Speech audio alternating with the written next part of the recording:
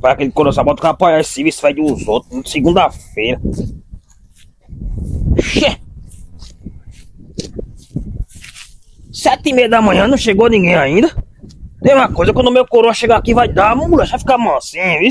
Eu vou ficar aqui esperando, que ele mandou ficar aqui.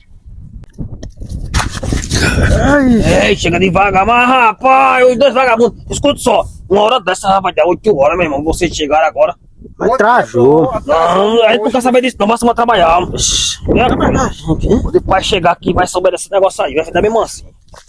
Preguiçoso da mulher, não tem condição um negócio desse não.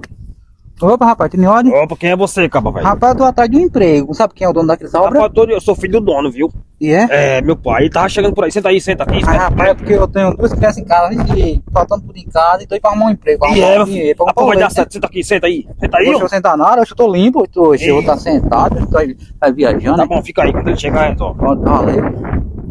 Vai dar certo, tá? Não quer nem se